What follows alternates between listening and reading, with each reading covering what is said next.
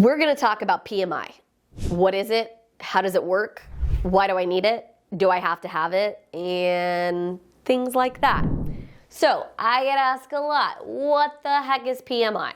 Okay, first of all, in mortgage, in general, we use 8 million acronyms.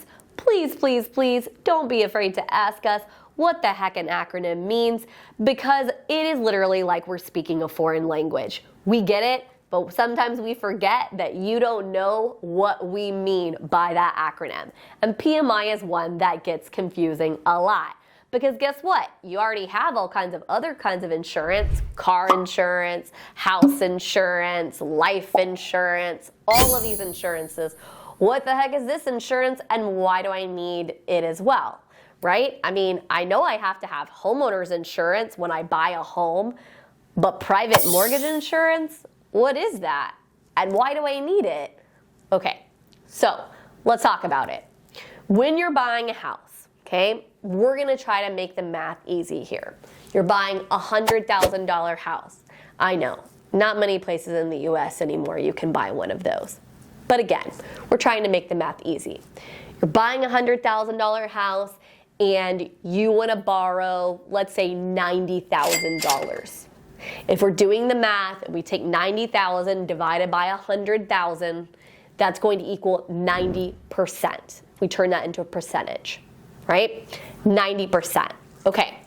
There is this little rule in mortgages. There's lots of statistical facts. Statistically more likely, if you borrow more than 80% of that purchase price, that you potentially could default on the loan. It goes up.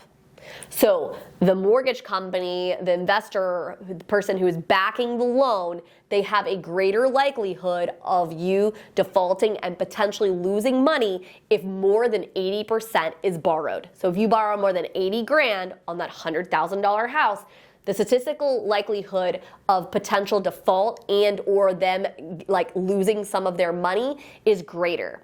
Okay, so what do they do to try to prevent some of that? They require a insurance to be bought called private mortgage insurance.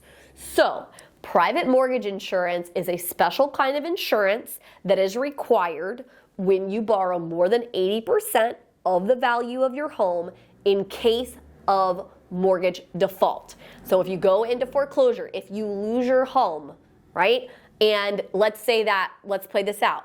You borrow $90,000. You make 3 payments and somebody unfortunately loses their job.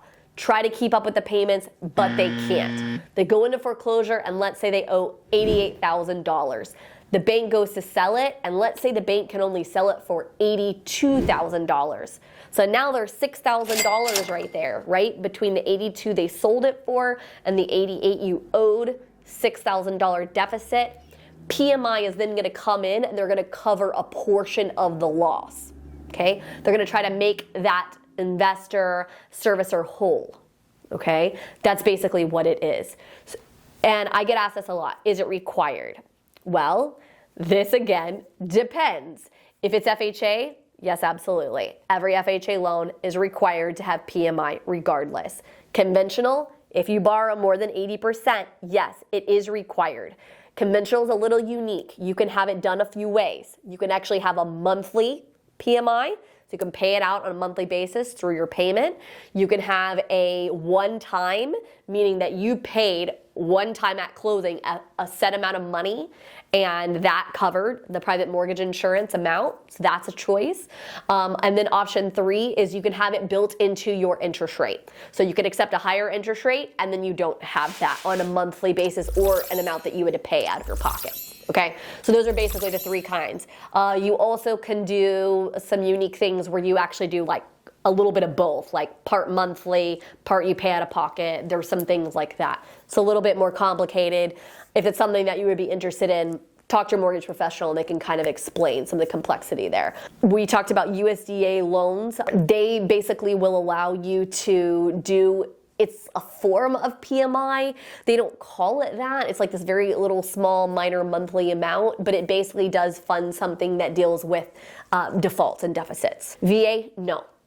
The federal government, they do not require PMI on VA loans, which is amazing. If you borrow less than 80% on conventional loans, you do not have PMI. You do still have it on FHA though. Okay, FHA used to be where it would actually get removed at some point. That is not the case anymore. They have put it on there, and last I looked, I believe it's permanent. Could that change again? Yes, absolutely. It has changed over the years. Could all of these rules change? Yes, absolutely. We joke in mortgage that that's the only thing that's constant is change. Again, this is why it's so important to talk to that expert, because of these constant changes. Like, you want somebody who's at that forefront, who's just helping you figure it out. So, PMI, do you need it? Maybe. If you borrow more than 80%, you are very, very likely, unless you're a veteran, gonna have that sucker. Do you have a choice about having it? No. The lender gets to decide that, guys. So you can wish you didn't have it, but you have it. I have people come to me sometimes and say, hey, Jacqueline, I talked to so-and-so, and they told me I don't have PMI. I said, cool. Are you borrowing more than 80%? Yes. Do you happen to be a veteran? No. Then you have PMI.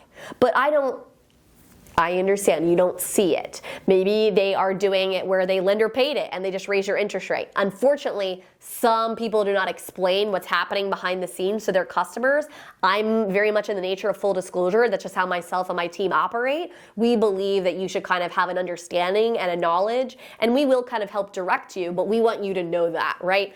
Whereas some people don't. They just kind of put the customer in it, and this is what they think the customer wants, etc. I will make the argument that it's not always a bad thing to have a monthly PMI. Just so you know, on conventional loans, when you reach 78% of that house price, and this is when you originally purchased, it will actually automatically come off, as long as that's what the schedule payments show. If you reach it before then, so let's say your house price goes up in a huge amount of value, you do a major renovation, and now you feel like your house is worth substantially more. You can go to your servicer, you can request to have removal of PMI. They are not required to do it, just understand this. They a lot of times will ask you to do certain things to remove it. What kinds of certain things? Well, they may require an appraisal to be done to see if it actually is that. Like 99% of them will require you to be on time with your payments. So if you're not on time with your payments, I can promise you that PMI is not getting removed, because remind yourself, what is PMI for? It's for in case that mortgage defaults. If you've been behind on your mortgage, you're telling them there's a okay likelihood that you're going to default, and so they're not going to remove their insurance, their possible claw back some of that money if in case that default does happen. Okay, so that's basically what PMI is and how it works sort of in a nutshell. Hopefully that makes sense, and I'm going to continue going over things like this in other videos. So if you're missing maybe a piece of that, you can either reach out to myself and my team. We'd be happy to help you and kind of fill in some blanks, or you can try to keep watching some videos and hopefully I'll go ahead and explain it there. Thanks.